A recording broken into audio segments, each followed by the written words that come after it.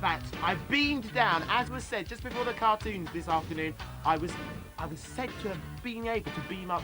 As you can see, I did top exclusive effects on Children's BBC. How are you? Hope you're feeling all right. We've got some new progs on the box this afternoon, including the Jetsons and Corners. There's Nobody Asked Me, News Round and Grange Hill. But the first programme this afternoon is Bump.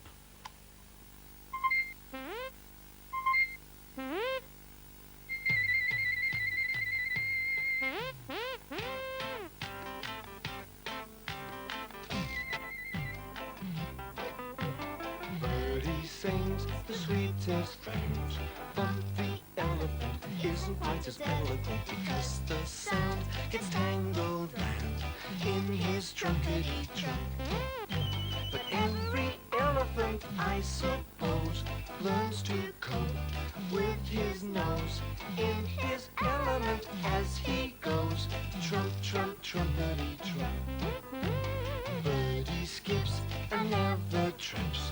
Bump the elephant isn't quite as elegant because his feet are not so neat. Clump, clump, clumpety clump.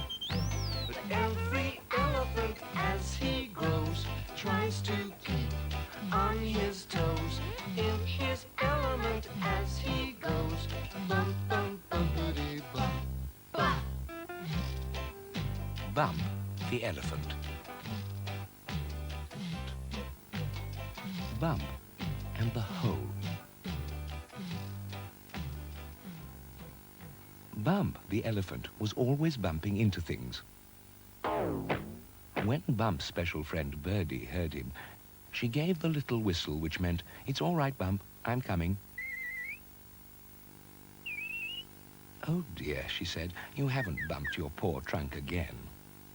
"Why do the trees always seem to grow right in front of me?" asked Bump. "I don't think they really do," said Birdie. "But if you come with me, I know a lovely place to play. A place without any trees." "Do you?" said Bump. So off he went after his friend as fast as his legs would take him. From the sky, Birdie saw something that Bump couldn't see. "Careful, Bump," she chirped. And in the next second, someone small and grey and naughty came whizzing along on his tricycle. "Mind out, Bump," squeaked Whizzer Mouse. "I do wish Whizzer would be more careful," Bump grumbled. At last they came to Birdie's lovely place, and sure enough, there wasn't one tree. "Well," said Birdie, "what do you think?" I think it's wonderful," said Bump. "Now I can run and not bump into anything." Making Bump happy made Birdie happy too. "Look, Birdie," shouted Bump, "see how far I can jump." "If only you could fly," whistled Birdie. But where was Bump? "Bump," she called, "where are you?"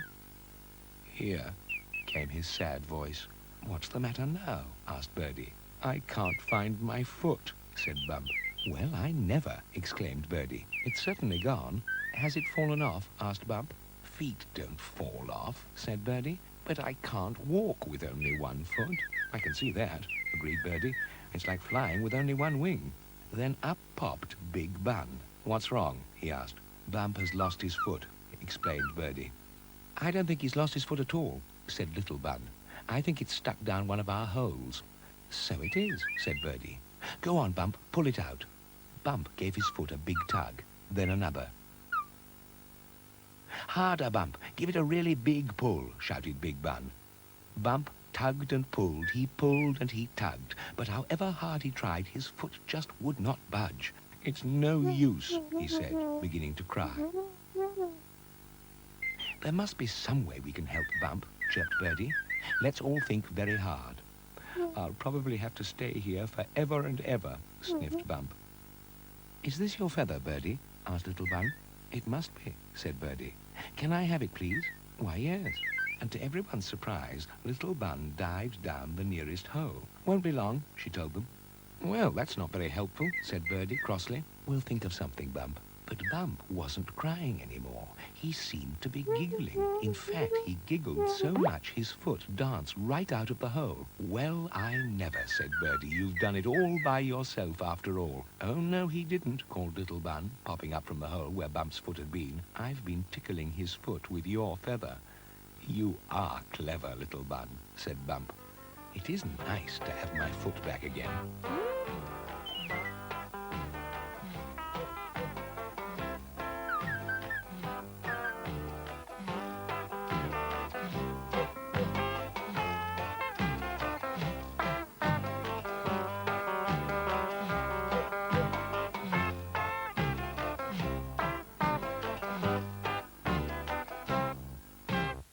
And Bump will be back next week at 10 to 4 on Friday here on CBBC.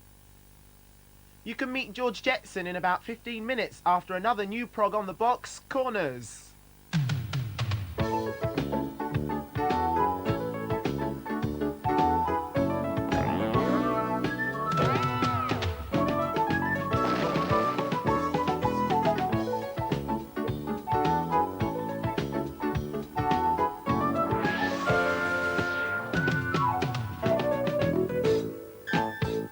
Hiya, welcome to a new series of Corners.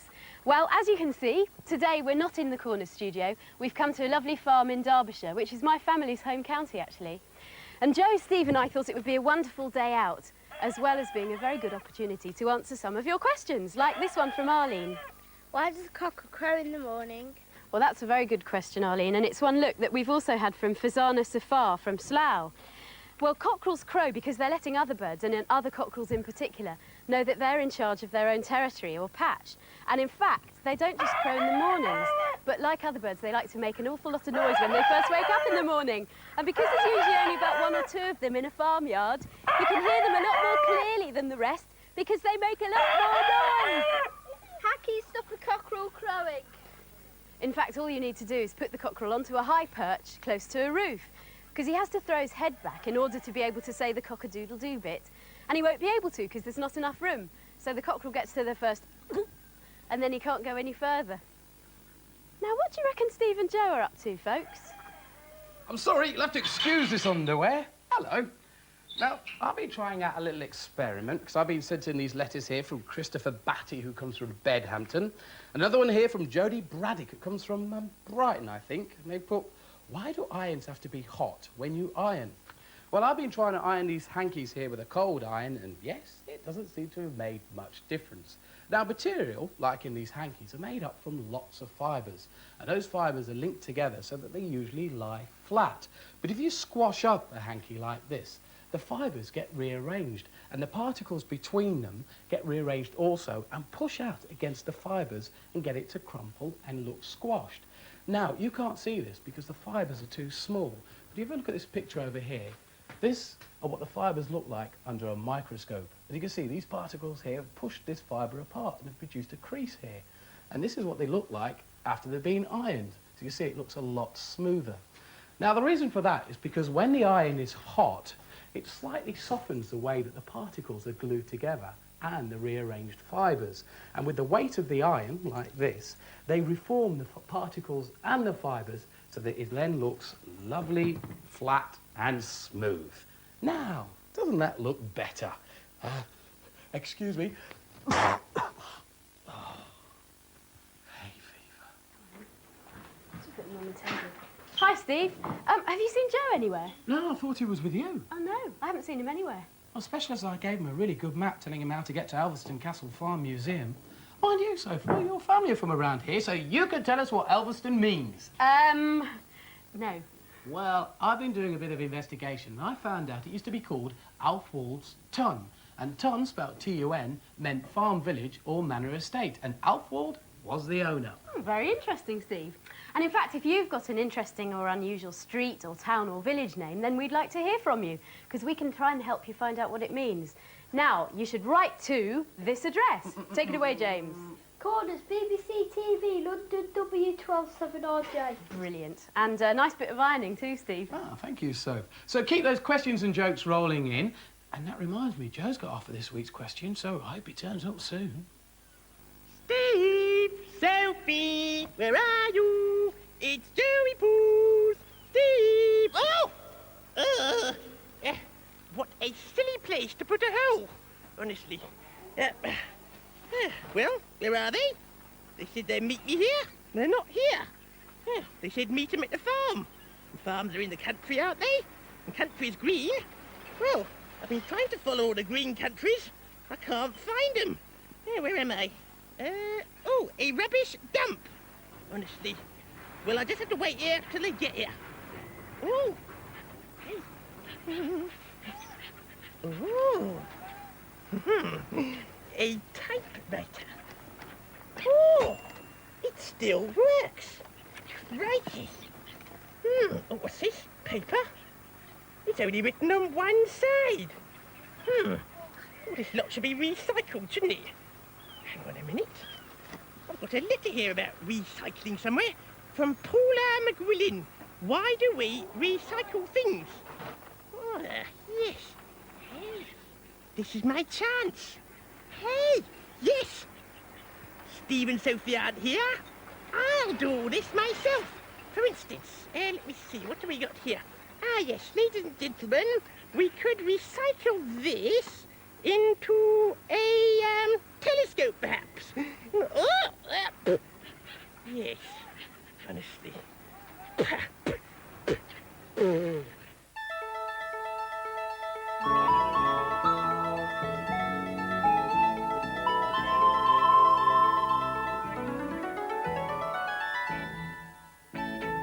This is a set of plastic horseshoes, and these are just started to be made in Britain.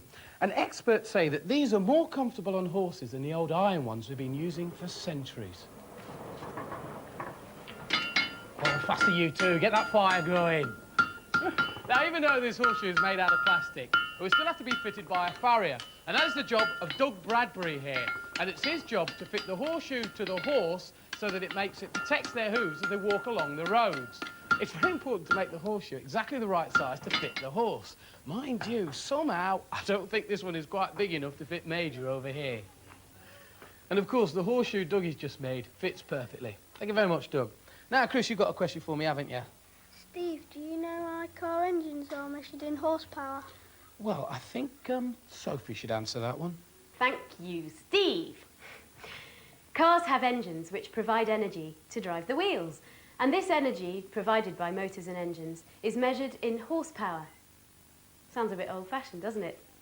Well, before the engine was invented, most of the heavy work of lifting and pulling was done by horses.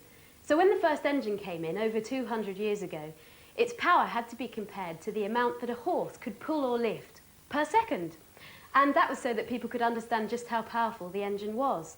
And ever since then, engines have been measured in horsepower. Well, this engine is 35 horsepower, which means that it can do the work of 35 horses. Well, it's just as well we've got a motor, because I don't think we could fit 35 horses in here, do you? You got bit massive in, and you got stung by a wasp, didn't you? Was it really painful? No, I got Right, has anyone got any jokes for Joe, right? You got a joke for Joe, what is it then? What's round and green and goes camping? I don't know, what is round and green and goes camping? A Brussels scout. What's black and white and red all over? I don't know, what is black and white, red all over? Sunburnt penguin. I like that one, I like that one. What's brown and carries pliers? I don't know. A squirrel and their teeth. Oh, ouch. Okay, what's green and smells? Joe's nose. Joe hasn't got a nose. Bottle, can, bottle, paper, bottle, can. Yeah. There's lots more to this recycling business than meets the eye, you know. These tin cans, for instance. Did you know they can all be sorted out with big, huge magnets? Yeah, and they can all be melted down and made into new ones. Yeah, and what else? Aha! These envelopes, for instance. Oh, yes, there's one here with an old address on, right? Instead of throwing it away, just stick a sticky label on it and use it again and again. Saves loads of trees from being cut down, you know. Oh, yes. There's loads of stuff that gets chucked away that could be recycled. Recycle it. Don't chuck it out, make use of it. If you finished it off or got bored with it, then why don't you recycle it?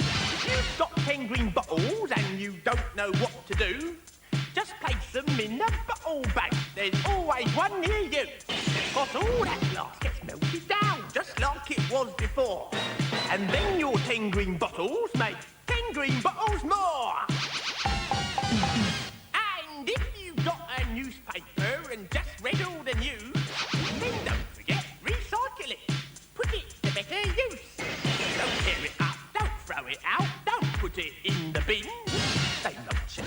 remove the print and use it over again.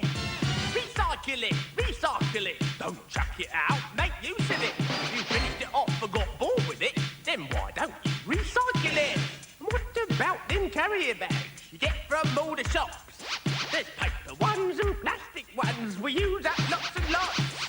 But don't be hasty, what a waste, why don't you hold your horses? Use the same again and again, and save the world's resources.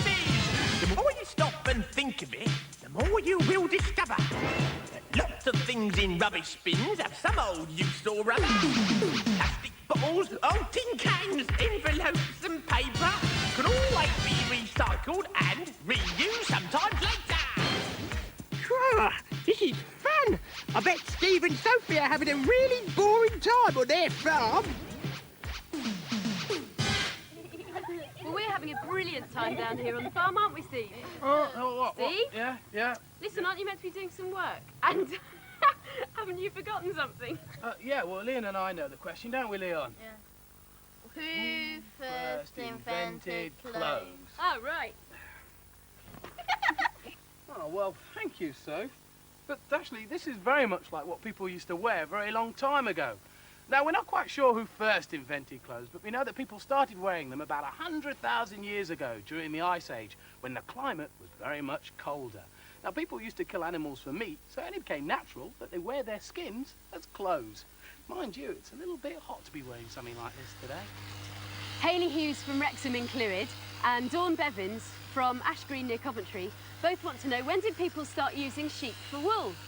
Well, it all seems to have started about 20,000 years ago during the Stone Age. But people didn't actually shear the sheep then. What they used to do was wait until the sheep molted, because they didn't need much wool, and they'd pull bits of wool from the sheep, and then they would spin it into long strands using one of these, a drop spindle. And then they'd take the long strands and weave them, and then later knit them into clothes. Actually,